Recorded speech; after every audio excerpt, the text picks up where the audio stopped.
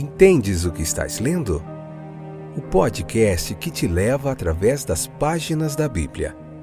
Livro por livro. Capítulo por capítulo. Uma exposição bíblica emocionante. Aperte os cintos e embarque comigo nesta viagem.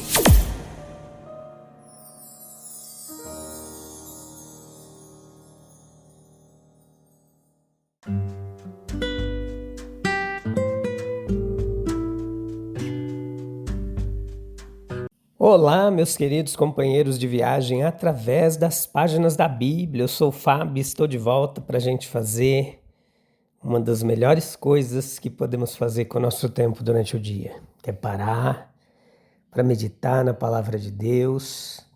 É o alimento da nossa alma, assim como o seu corpo precisa de pão, precisa de alimento, o seu espírito precisa da palavra de Deus. Hoje, Atos capítulo 13, parte 4, episódio número 832, 10ª temporada. Hoje encerramos mais um capítulo pela infinita graça e misericórdia de Deus. Joia demais. Vamos falar dessa proclamação aqui dos apóstolos, o que eles proclamaram, o que eles anunciaram, o que alcançou o coração daqueles ouvintes. A gente vai entender, a gente vai meditar, refletir e aplicar na nossa vida. Que bom que você veio, que bom que você voltou. Que Deus abençoe grandemente sua vida, te transforme, te edifique, te renove pelo poder da palavra de Deus. O versículo 38 do capítulo 13, leia o capítulo 13, escute os outros episódios para você entender o que a gente está fazendo aqui. Você encontra esse trabalho aí no Spotify, no Deezer, na Amazon Music, no YouTube Studio, em vários distribuidores de podcasts, na Apple Podcasts, você encontra em praticamente todos os distribuidores esse trabalho. Mais de 4 anos que estamos aqui comentando a Bíblia para você, trazendo uma bagagem de muitos anos, com a ajuda de muitos outros comentaristas que dedicaram vidas inteiras a se debruçar sobre o texto bíblico e extrair dele o que há de melhor. A gente faz uma pregação expositiva, um estudo textual, uma exegese clara e objetiva para você compreender o texto sagrado. O versículo 38, capítulo 13, diz assim: Ouçam, irmãos, estamos aqui para proclamar que por meio de Jesus há perdão para os pecados. Quanto mais nos aproximamos da simplicidade apostólica, maior é a certeza de nosso sucesso. Nada além do Evangelho pode realizar a obra. E isso porque ele transforma o coração por meio do perdão dos pecados. Existe uma liberdade nessa proclamação. Perdão, não comprado ou imposto por nós, mas simplesmente anunciado. Existe o convite à fé por meio deste homem, cujo nome pode ser publicado, cuja autoridade testemunhamos. A religião não é um edifício alto construído de sentimentos espirituais, ao qual o nome de Cristo é anexado para lhe dar uma sanção cristã. Não. Ela é fruto da fé e fé entrega a autoridade de Cristo. Esse conhecimento é a raiz da nossa responsabilidade. Seja-vos conhecido. Portanto, como se tornou conhecido, tomem cuidado para não incorrerem na culpa de rejeitá-lo. Uma quantidade muito pequena de conhecimento é suficiente para apontar para o homem Cristo Jesus. Mas se a luz for escuridão, por negligência, perversidade, preconceito, orgulho, quão grande será essa escuridão? Para ilustrar como a mensagem do Evangelho sempre influenciou esse perdão dos pecados, compare o ensinamento de João Batista, em Marcos 1,4, do próprio Senhor Jesus em Mateus 9,2, de Pedro, em Atos 2,38. Tomada em seu contexto, a passagem ela é impressionante para a gente, pois mostra quão profundamente Paulo ficou, desde o início, impressionado com o fato de a lei mosaica ser ineficiente como guia para a verdadeira justiça, E com o fato de que o perdão, como um ato de graça e não concedido a qualquer forma de mérito humano, era a própria essência do anúncio do Evangelho aos homens. Este assunto, no entanto, é tão familiar que parece haver pouca necessidade de mais do que a sugestão de uma ordem na qual o pensamento pode ser guiado. Separe pecados de ofensas cerimoniais. Observe a distinção tão cuidadosamente feita em Hebreus 9:9, 13, 14, 23 e observe. As ofensas cerimoniais são limitadas por regulamentos humanos. Os pecados são indicados pela lei divina. As ofensas cerimoniais, elas dizem respeito apenas às pessoas que estão sujeitas às regras cerimoniais. Os pecados, eles se aplicam a toda a humanidade, porque estão relacionados à lei moral de Deus para todas as suas criaturas. O tratamento de ofensas cerimoniais, ele pode ilustrar, mas somente ilustrar, métodos divinos de lidar com o pecado. Pecados e não ofensas cerimoniais são tratados pelo Salvador enviado pelo céu. A hediondez, a odiosidade e as influências malignas dos pecados dos homens podem ser demonstradas. E a grandeza de um plano redentor que pode suprir todos os males causados pelo pecado deve ser explicada. O perdão dos pecados é a suprema necessidade do homem. Não é a única necessidade do homem, mas a verdadeira raiz de todas as suas necessidades. Porque outras relações corretas só podem decorrer de suas relações corretas com Deus. O pecado é, em essência, obstinação e encontra expressão em ações rebeldes. Portanto, o caminho para a remoção do pecado deve ser o arrependimento, que é a humilhação da obstinação, e o perdão, que remove as expressões e consequências dessa obstinação. Sobre esse ponto, nós podemos ver os ensinamentos de Paulo em Romanos, capítulo 3, versículo 9 ao 19. Tal perdão, ele é administrado por Cristo ressuscitado. Prospectivamente, ele tinha poder na terra para perdoar pecados. Mas com isso apenas declarou seu direito e ilustrou o poder que agora tem para dar arrependimento a Israel e remissão de pecados. Diretamente do Salvador vivo para a própria alma do pecador, deve agora vir a mensagem do perdão divino. Com base em seu sacrifício consumado e aceito, ao nosso Senhor Jesus Cristo é agora confiado o poder de conceder absolvição e remissão de pecados a todos os que verdadeiramente se arrependem e creem sinceramente em seu santo evangelho. E a declaração dos homens de um perdão pleno e gratuito, agora efetivamente ministrado a eles pelo Salvador vivo, como início de sua obra proposta de libertá-los de todo o poder e escravidão do pecado.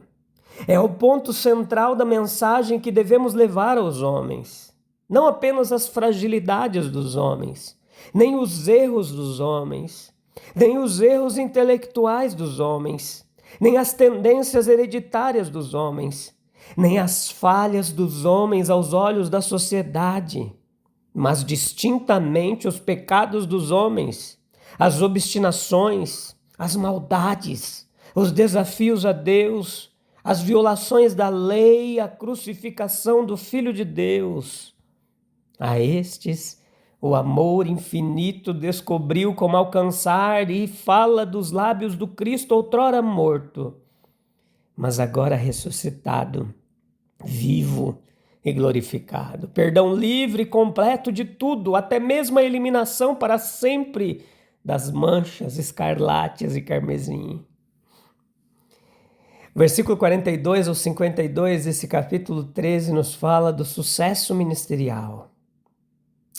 O que é um verdadeiro ganho ministerial, despertar a inquérito religioso, versículos 42 ao 44.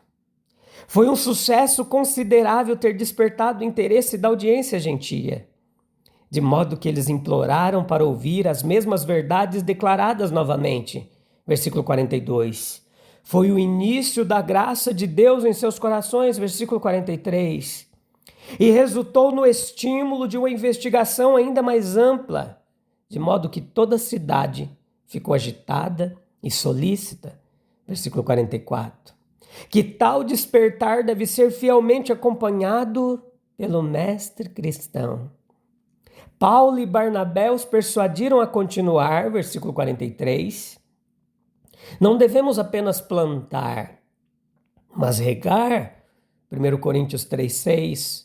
Devemos estar atentos aos primeiros sinais de fervor e prontamente dar continuidade ao que foi realizado com encorajamento, sábio, sincero e devoto.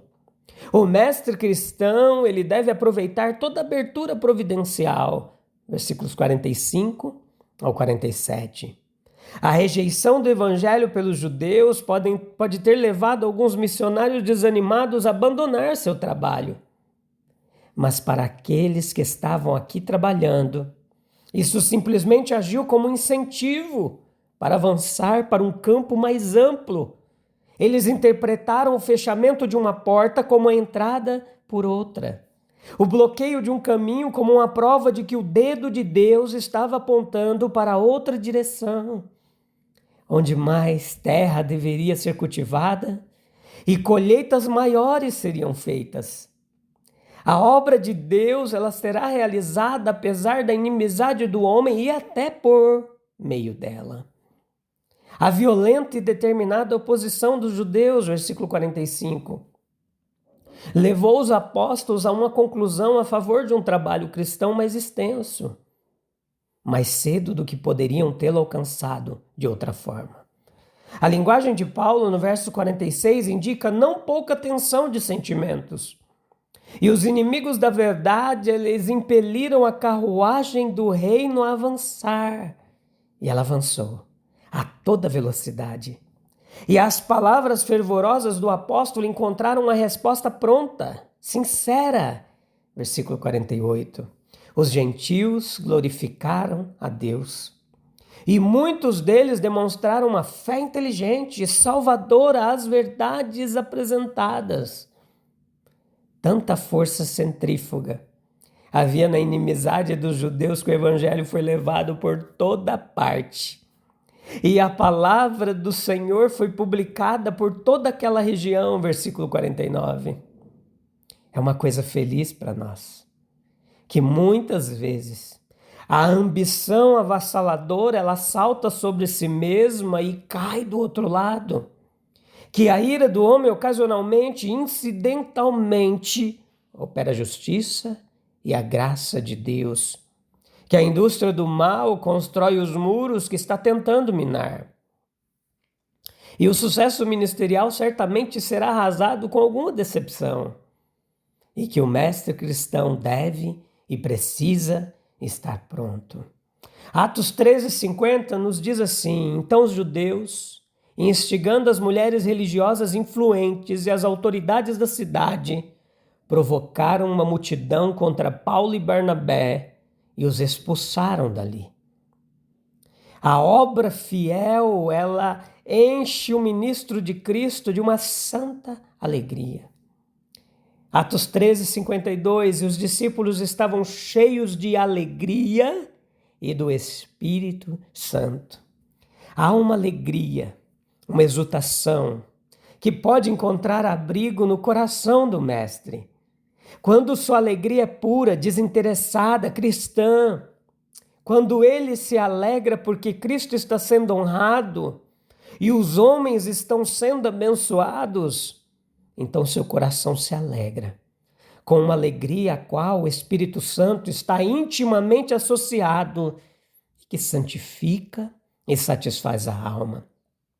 O resultado da pregação de Paulo em Antioquia foi a conversão de muitos judeus e prosélitos gentios à fé cristã. A estes foi dada a exortação apropriada a todos os novos convertidos. Permanecei na graça de Deus. O recém-chegado conquistou o povo e conquistou sua atenção. A popularidade, ela convida a inveja e atrai o ódio dos fracassados. Rara de fato é a humildade demonstrada por João Batista. É necessário que ele cresça e que eu diminua. Desejar que o monopólio dos privilégios desapareça e que todos compartilhem igualmente a luz e o amor de Deus é o espírito do Evangelho, que se opõe ao exclusivismo e à inveja judaica. Se o perdão dos pecados está disponível de forma plena e gratuita em Cristo, por que continuar carregando o peso da culpa? Se até a lei ela não pôde justificar, mas apenas Cristo ressuscitado pode perdoar, onde mais poderíamos encontrar vida?